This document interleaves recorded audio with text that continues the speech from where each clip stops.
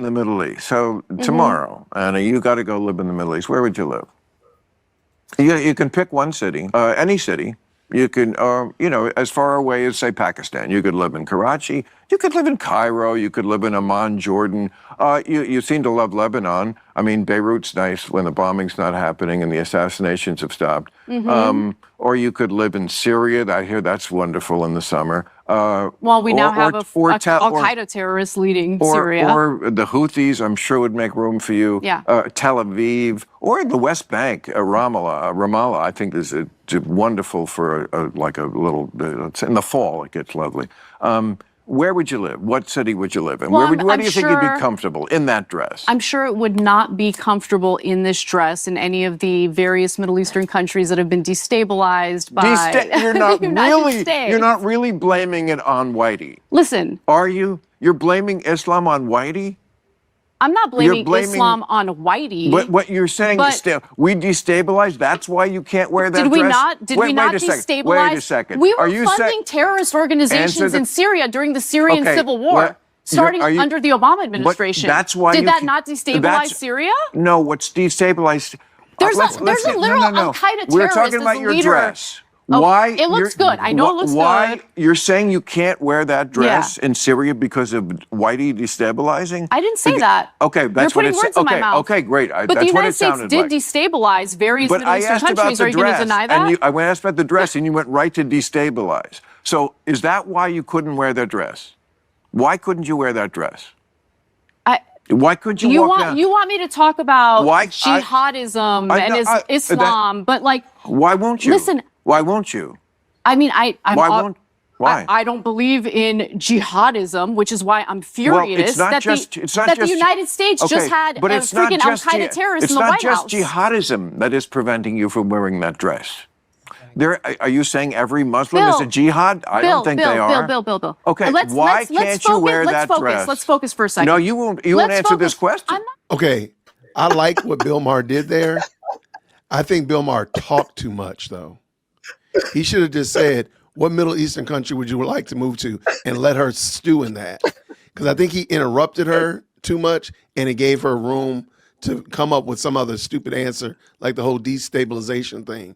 Because you could see her, like, finally, as he was listing off countries, she was clicking in her mind, okay, this is how I'm going to go. Because, I mean, really, ultimately, if he just said, what Middle Eastern country from here to here would you like to live in, and just let it sit there and just be quiet, I think he would have, and then she would have had to stew in it and would not have, he would have thrown out all of these options for her to later on come up with destabilization. I don't think he should have argued with her. He should let her talk and just ask her questions after the fact.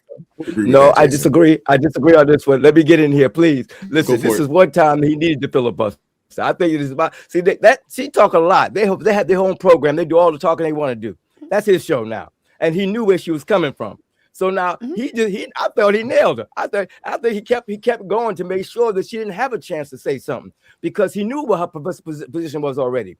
I thought that was brilliant. I really don't. I thought it was funny too because you could see her wiggling and squirming. And I was hoping she didn't move her leg and show anything because she wanted to wiggle and squirm in that chair.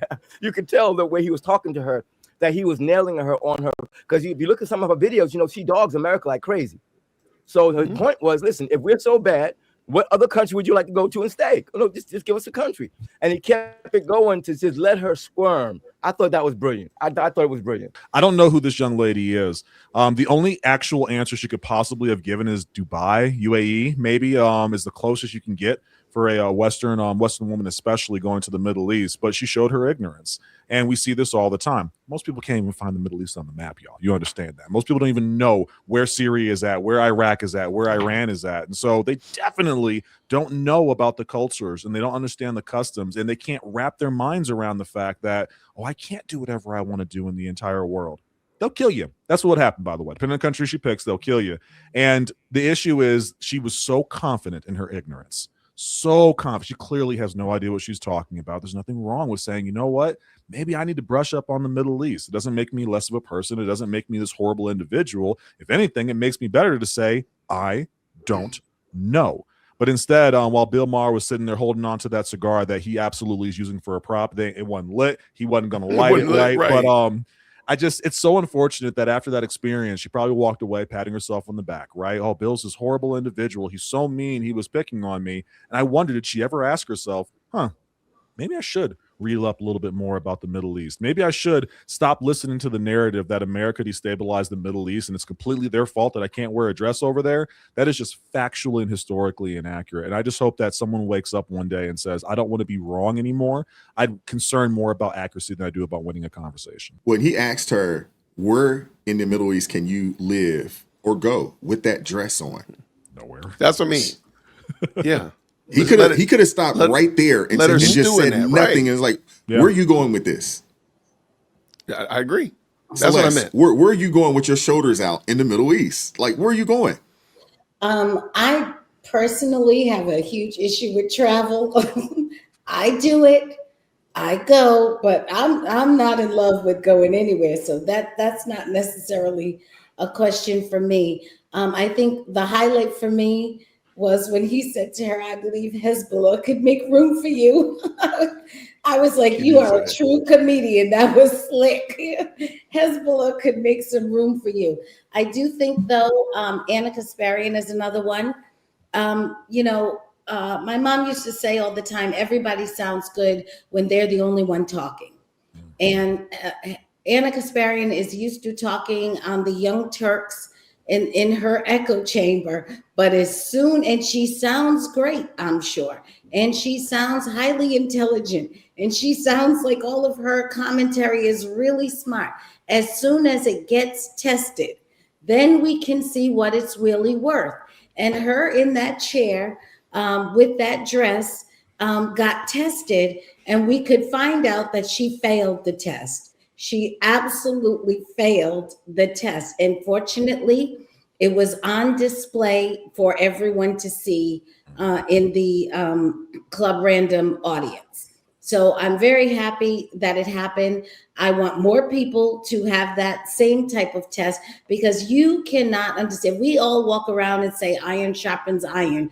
You will never know how logical your arguments are unless they are tested. And unfortunately, the left, which has had this, we don't talk to anyone, we don't debate, we don't, if we don't do anything but speak, and then that's it, we leave. We cannot ever be spoken to. When they have to face a test, they're coming up short. And it is beneficial, because the more that has happened online, the more it has been easier for people to want to leave the left and to question the rhetoric. Part of the reason we're seeing a shift among young people, especially, but others also, we're seeing a shift. Maybe it's not huge yet, but it is significant, of people moving from left towards the right. They may not be Republican, they may not be MAGA, I don't know what they're calling themselves, but what they're saying is, I can tell you what I'm not. I'm no longer over there. I'm no longer on the left. And part of the reason why is, fortunately, and thank God, we have made debate in this culture a blood sport. And people, it's like a cage match. People want to watch it. And what they find is, when they go to watch these matches, the left doesn't have any fighters. They don't have anybody who can stand 10 toes down in the cage and punch their weight. So they're losing on this front. And every time they have to go and leave the Young Turks and their other ideological bubbles, and they have to go out there and test their mettle, they lose. I don't know if you guys recall, a couple months back, Whoopi Goldberg said that America is as bad as Iran for women, especially Black women. Seriously? And this goes back to what we've been talking about on this show for a multitude of weeks, maybe months at this point. This is the ignorance of a lot of Americans, because the average American hasn't left the 10-mile radius of their home, more or less left the state or left the country. For a Whoopi Goldberg to come out and say something along those lines. You've never been to a Middle Eastern nation before. I've been to a few of them. You've never been there. For her to come out and say that, hey, it's just as bad over here for women. Are you kidding me? And that's why Bill Maher called Ana out with that dress. Where are you going? As much as you cape for these people, as much as you cape for their quote unquote life, where are you going looking like that? You wouldn't be able to. Same thing with Ilhan Omar. You wouldn't be able to talk the way that you talk. You wouldn't dress the way that you dress. You wouldn't be in the positions that you're in any of those nations out there. You're afforded the rights that we have in our nation. You don't get those same type of rights everywhere else. Have some respect and some appreciation as well. Crystal, what are your thoughts? I love what he said, and I agree with you. For this year, he's been coming out with some very great takes, and he's not doing the backpedaling like Stephen A. Yeah, he ain't backpedaling. He stands on his. I'll give it. I haven't heard Bill Maher come out and apologize for anything. Whatever he does say, you don't like it, so what? He just leaves it out there. And wasn't Bill Maher the one who went? Didn't he go and meet with Trump? He did. Yeah. So I feel like maybe that was the turn where he had a chance to sit down and have a conversation with him and see who he was, and not just live in the rhetoric of liberal media. He actually had a chance to have a conversation, and maybe there was a little common sense that sprinkled while he was there. You see, right now, I will say that I thank God for all of the watchmen that he has out there that are speaking. He's using different people in different facets to do that. And I say that when I look at Bill Maher asking Ana Kasparian that question, because the one thing I realize is, especially here in America, people here in America are simping for the spirit of Islam heavy. They are in love with the spirit of Islam, and they have no idea what they are coming into agreement with. And I appreciate all of those people who came from that faith, because there's a lot of people that have come from that faith and they've come out from that, and they are warning Americans, you have no idea what you're coming into agreement with. You have no idea. You women with your little booty shorts and your crop tops, your hair all out, you think you could get away with that over there? No, you can't. And I love that he asked her that question. And let's be real. If she had to come down, end up having to eventually say Israel, because Israel is the only place, mind you, America hates Israel, apparently. All the Americans hate Israel, and they love all the Muslim nations. And they think that they will get the same freedom in America that over there in those Muslim nations. I don't know what book y'all have read. Again, let me say my favorite thing. Go outside and touch some grass, because clearly y'all don't know. Y'all need to do some work. Y'all need to do some studying. In fact, get off of these liberal websites. Go look it up. Go look what these people stand for. Go pick up the Quran. Go read what the Quran says. Not for you to learn their religion, but to actually understand what they're actually saying, how they see all of us as infidels. Like, y'all don't really realize that. And as many times when we have that, I don't know if you saw that on X, the man who said he is going to be the first trans woman Muslim and put on the hijab. In what world? I was like, and he's excited to go over to somewhere in the Middle East to be the first trans woman. And I'm like, 12 hours tops. They're like, do you understand you're about to be thrown off a building or something? Like, you don't understand that? Like, you don't get that? You don't understand that? But that's how delusional, uneducated all these people are. They don't understand culture. They think that they can bring their Americanness everywhere. Especially Mr. Tucker Carlson, if you're paying attention, you two go over there to Doha in Qatar. Go ahead and do that, and think you're going to be around here proclaiming your Catholic faith and your Christianity, as you want to call it, over there in Doha, and see how that work out for you. Because people like to think that you could take your Americanness anywhere and it flies. I went over to Turkey. I was in Kusadasi, Turkey, and I had on an outfit. And because I was like, oh, okay, I'm getting off the ship. And they were fine with my outfit. But then they said, would you like to go inside and see what a mosque look like? And I was like, even me knowing the culture, I was like, can I go in there? I was like, there's a slit in my dress. I mean, it was a long dress, but there was a slit in my dress. They're like, it's okay. It's okay. They put the scarf on me, and so that I can go inside there. These are the things y'all don't understand. And the only reason why I could get away with that in Kusadasi, Turkey, is because they are more of I will say a more moderate, almost apostate country. So they're not heavily like a lot of these Muslim nations like Syria and all these other places that he mentioned. Please, people, get some education on this. Stop virtue signaling. Stop with the liberal stuff. Go get your education. I think we need to bring more. I like the modesty aspect of things that I do see, from the women over there. I think we need to definitely bring modesty back, in our nation. Just my opinion. But I know Jay wanted to get in there, and then Minister Dance, I'll give you the last word on this.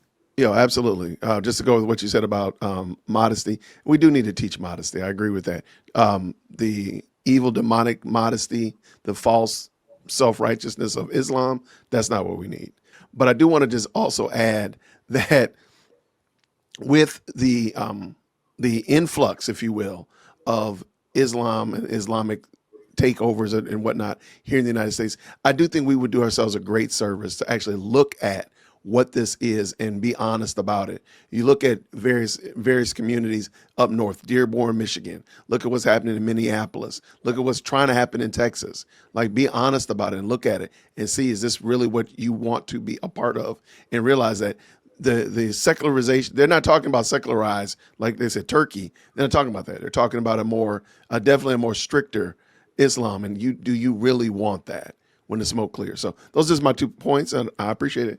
Well, there's two sides of Turkey as well. I think people need to understand that you have the Islamic side of Turkey, and then you do have the Christian side of Turkey. Thanks. Unfortunately, the Christian side of Turkey is extremely secular, and the Islamic side of Turkey is a lot more strict. Minister Danzel. Things I wanted to mention out that I pointed this out, that the reason why that brother thought that he can go over to a Muslim country as a transvestite is because he'd been drinking the Kool-Aid that the Muslims teach in this country. They talk about peace, but they fool the people, think that they're peaceful and that they're inclusive, when that's not the fact. Yeah. So they consider them useful idiots. Yeah, they're just the useful idiots to help them further their agenda. They're doing takia. There you go. The second thing, yeah, that's right. The second thing I want to mention is Celeste mentioned about how important it was for us to keep bringing our A game when we're in conversation with these people. She's absolutely right. But we also have to watch out for, because when they start getting their butts beat too much intellectually in these open forums, what they start doing is they start propping up fake conservatives who are dumb and ignorant and useful idiots. And they'll put them up and debate them and beat them up and make the world think that everybody is like them. You see what I'm saying? Because I've done a lot of debates. I've studied a lot of debates, especially with atheists and evolutionists. And if you don't get the right person debating these people, then they'll put up a mark that's supposed to be one of us, and they'll beat them up publicly and make the public think that we're ignorant. Look at how they beat us up. So we have to be careful when somebody's representing us that claim to be representing us. That's not us to shout out and say, no, they're not one of us. That's not the one. No, you want to debate somebody, debate this one. Don't debate that one. So again, that's the tactic they use. They get somebody that they can beat up on, and they call them a conservative, and people will fall for that. We can't let that go over. Another issue is when people lose the ability to talk and refuse to reason, there is no other recourse but violence.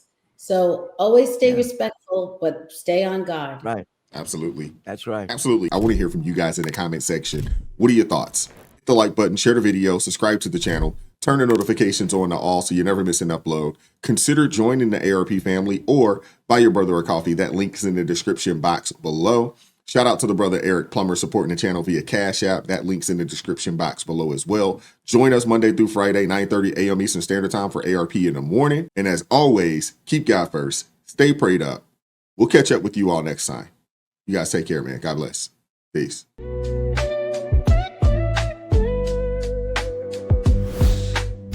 Vibes so raw, can't hide the truth. Words so sharp.